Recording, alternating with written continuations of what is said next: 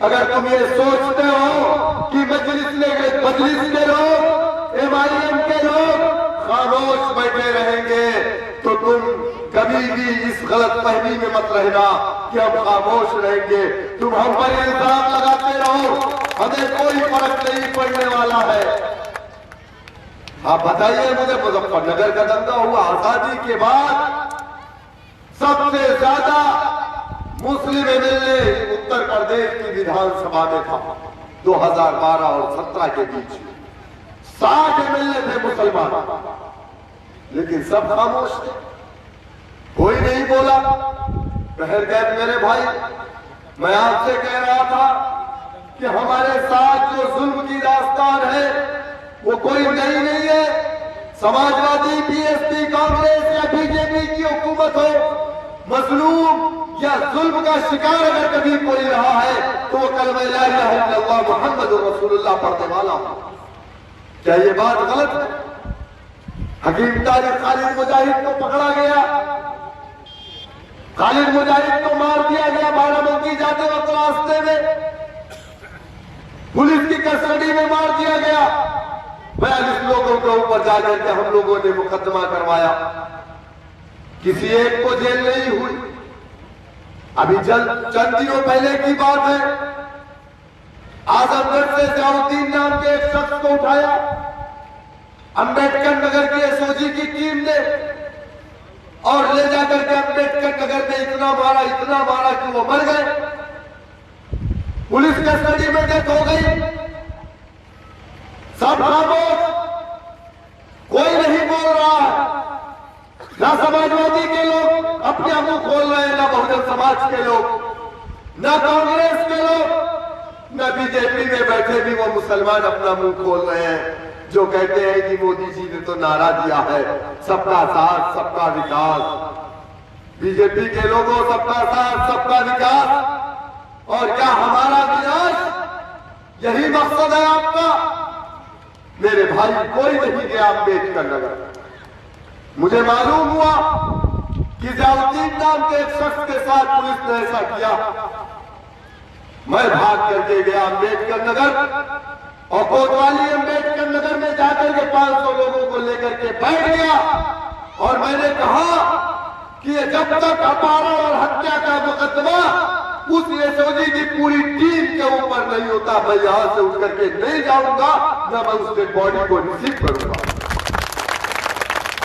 302, 364 यानी अपहरण और हत्या का मुकदमा एसओजी की पूरी टीम के ऊपर एमआईएम ने करवाया है। मैंने जाकर के करवाया, तब जाकर के डेड बॉडी लेकर के हम उनके घर गए। रात को 2:30 बजे मिट्टी देकर के वापस आए। समाजवादी पार्टी के लोग 3 दिन के बाद उनके घर पर पहुंचे। अखिलेश यादव ने फोन किया, हम इंसाफ दिलवाएंगे जियाउद्दीन को। अखिलेश यादव, मुझे मालूम है ये तुम्हारी सवारी जमा खर्च बातें हैं। अरे तुम्हारे दौरे हुकूमत में खालिद मुजाहिद को भी पुलिस कस्टडी में मारा गया था, आज तक उनसे इंसाफ नहीं मिला। और आप इंसाफ दिलाने की बात कर रहे हैं कि अब जियाउद्दीन को इंसाफ दिलाएंगे। नहीं मेरे भाई, आप अगर इस उम्मीद में हैं कि हम लोगों के दरवाजों पे जाकर के इंसाफ की भीख मांगेंगे, तो ये बात अपने जहन से निकाल दीजिए। अल्लाह ताला ने इस दुनिया में आपको इंसाफ कायम करने के लिए भेजा था।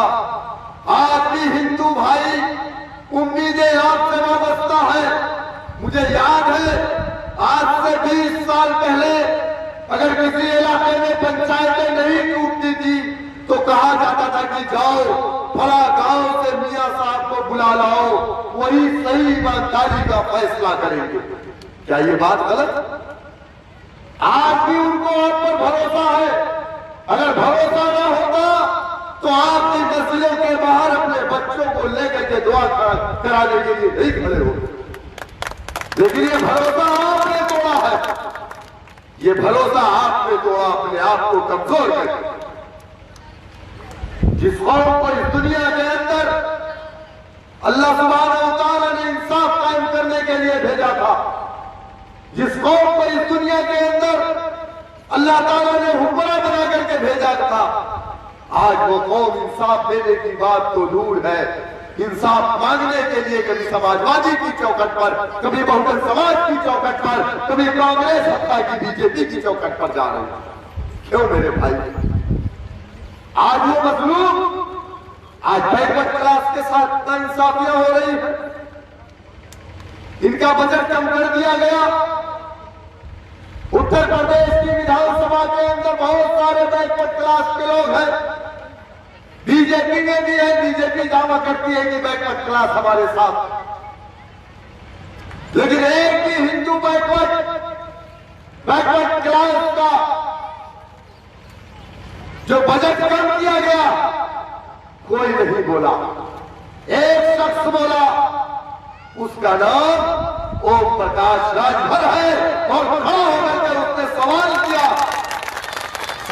योगी हुकूमत से कि अगर 52% बैकवर्ड क्लास हिंदुओं ने तुमको वोट डाला है तो क्या ये उसका यही सिला है कि उनके बजट में आप कटौती करते चले जा रहे हैं, यही आप उनको इनाम दे रहे हैं? मेरे भाई, मंदिर मस्जिद के नाम पे लड़ाया गया, हिंदू मुसलमानों को दूर किया गया। जिस तरीके से अंग्रेजों ने फूट डालो राज करो की नीति पे काम किया था, ठीक उसी तरीके से बीजेपी हमारे दरमियान में फूट डाल करके आज हुकूमत कर रहे हैं। और बार बार कहते हैं, अभी एक योगी जी ने एक नया कानून बनाया, लव जिहाद। अपनी बच्चियों की शादी मुसलमानों के घरों में करते हैं। मेरे भाइयों, शहनवाज हुसैन किसका दामाद है? मुख्तार अब्बास नकवी किसका दामाद है? जाके बीजेपी वालों से पूछिएगा, ये बीजेपी वालों के दामाद। लालकृष्ण आडवाणी ने अपनी भतीजी की शादी किससे किया? मुसलमान के बेटे से। और क्या कानून बना रहे हैं? लव जिहाद। अरे योगी जी, आपको कोई पसंद नहीं करता तो आप हमको कानून के पाबंद कर रहे हैं। अगर हम खूबसूरत हैं, कोई हमें पसंद करता है, हमारे देश का संविधान इस बात की इजाजत देता। भाई, आपको जैसे कपड़े पसंद है आप वैसे कपड़े पहनिए। योगी जी भगवा कलर के या कैसे कैसे कपड़े पहनते हैं, हम कुछ कभी कहते हैं? भाई, हमारे देश का संविधान जिसको बाबा साहेब भीमराव अम्बेडकर ने बनाया इजाजत देता, आप पहनिए। यहां तो कोई कपड़े नहीं भी पहनता है, उसमें भी कोई टिप्पणी नहीं, आदमी कुछ नहीं कह सकता, जबरदस्ती नहीं पहनवा सकते। जैन समाज के जो सरबराह रहनुमा होते हैं नंगे रहते। कुंभ के मेले में आप जाइए, देख लीजिए, उत्तराखंड के अंदर जो साधु आते हैं बगैर कपड़े के होते हैं। यही तो हमारे संविधान की खूबसूरती है। जिसको जो पसंद है वो खाता है। कोई सुअर खाता है, कोई बिल्ली खाता, कोई कुत्ता खाता। इसी देश में राम को पूजने वाले हैं और इसी देश में रावण को पूजने वाले भी। यही इस देश की खूबसूरती है। लेकिन संविधान इस बात की इजाजत देता। जब संविधान नहीं था तो दलित बैकवर्ड क्लास और अल्पसंख्यक को मुसलमान इंसान नहीं समझा जाता था। लेकिन जब संविधान आया तो देश के प्रधानमंत्री को जो राइट मिला, वही राइट बाबा साहेब भीमराव अंबेडकर के समाज को भी मिला, या राजा सुहेलदेव के समाज को भी मिला। यानी इस देश में कोई बड़ा कोई छोटा नहीं है, इस देश में सब बराबर। लेकिन क्यों एक ही चीज आपके साथ हमारे साथ क्यों हो रही? भाई, लोग सुअर का गोश्त खा रहे, कोई पाबंदी है? किसी ने रोका? किसी ने मना किया? इस देश में दुनिया भर के मजहब है कि नहीं? इस देश में दुनिया तमाम मजहब के मानने वाले लोग हैं। इस देश में ऐसे भी लोग हैं जो किसी मजहब को नहीं मानते, हमारा संविधान उसको भी मानता है। लेकिन इस देश के अंदर किसी के मजहब में कोई दखलंदाजी नहीं है। और संविधान भी ये कहता है कि इस देश के अंदर तुम अपनी पसंद के मजहब को, धर्म को अख्तियार करो, तुम अपने पसंद के खाने खाओ, तुम अपने पसंद के कपड़े पहनो, तुम अपने पसंद की शादी करो, तुम अपने पसंद के धर्म परिवर्तन करो, तुम जैसे चाहो वैसे रह सकते हो इस देश में आजाद। लेकिन आज किसी के मजहब में नहीं, आपकी शरीयत में मुदाखलत क्यों की गई? कभी आपने सोचा? गोश्त के नाम पर आपकी लिंचिंग होती है, आपने कभी सोचा? जिस मदारिस ने इस देश की आजादी के लिए अंग्रेजों के खिलाफ जिहाद का फतवा दिया था, आज उस मदारिस पे निशाना बनाया जा रहा कि आतंकवाद की नर्सरी। अगर ये मदारिस ना होते तो ये देश आज भी अंग्रेजों का गुलाम होता। 50,000 से ज्यादा उलमाए किराम की गर्दनों को कैद करके लटकाया गया था। और जो लोग आज हमें राष्ट्रवाद का पाठ पढ़ा रहे, 42 साल तक नागपुर के अपने हेडक्वार्टर पर इन्होंने अपने तिरंगे को नहीं लगाया। क्यों? और आज हमसे देशभक्ति, मेरे भाई समझो इस बात को। आज इनके एक मिनिस्टर ने कुछ दिन पहले कह दिया कि नकाब पे पाबंदी लगाएंगे। पहले तो हमारी शरीयत में मुदाखलत की गई, एनआरसी की बात आई, कानून बना दिया गया, एनपीआर होगा, हमको कागज दिखाना, प्रूफ करना, आपको ये नहीं खाना, वो नहीं खाना, ये नहीं पहनना, वो नहीं करना। ये सारी चीजें आपके साथ क्यों है मुसलमानों? कभी आपने सोचा इस चीज? कभी नहीं सोचा। क्या कभी आपके लिए वो समाजवादी या बहुजन समाज के लोग खड़े हुए? नहीं हुए। अगर एनआरसी की बात आई हिंदुस्तान की पार्लियामेंट में, एक ही शख्स ने आवाज उठाई, उस शख्स का नाम बैरिस्टर असदुद्दीन ओवैसी। ट्रिपल तलाक में मुदाखलत हुई, सब खामोश। किसने आवाज उठाई? बैरिस्टर असदुद्दीन ओवैसी साहब। लेकिन मेरे दोस्तों, हमने कभी एक चीज को नहीं समझा कि जमहूरियत की सबसे बड़ी ताकत अगर कुछ है तो उस ताकत का नाम सियासत है। यही सियासत तय करती है कि राशन की दुकान पर मिट्टी का तेल या चावल या दाल या गेहूं एक राशन पे कितना मिलेगा। यह सियासत ही ये तय करती है कि 1000 और 500 का नोट कब चलेगा, कब नहीं चलेगा। यह सियासत ही तय करती है कि लॉकडाउन बगैर पूछे बंद कर देंगे। यह सियासत तय करती है मेरे भाई। आपकी शरीयत में मुदाखलत हुई, यह सियासी कुव्वत की बुनियाद पर, वरना 35 साल तक भीख मांगने वाला, स्टेशन पर चाय चाय चाय बेचने वाला नरेंद्र मोदी इस देश का प्रधानमंत्री न बनता। ये सियासी कुव्वत ने उसे इस देश का प्रधानमंत्री बनाया। मंदिरों में घंटा बजाने वाला एक सन्यासी जो अपने बाप की मैयत में भी न जाए, अगर वो आके प्रदेश का मुख्यमंत्री बनता तो वो सियासी कुव्वत और वे संविधान ने उसको राय दिया। लेकिन हमने सियासत को कभी समझा नहीं। हमने वही सियासत समझी कि ताबिश भाई आ गए हैं, इनको वोट दे देंगे तो हम मजबूत हो जाएंगे। नहीं मेरे भाई, आप कभी मजबूत नहीं हो सकते।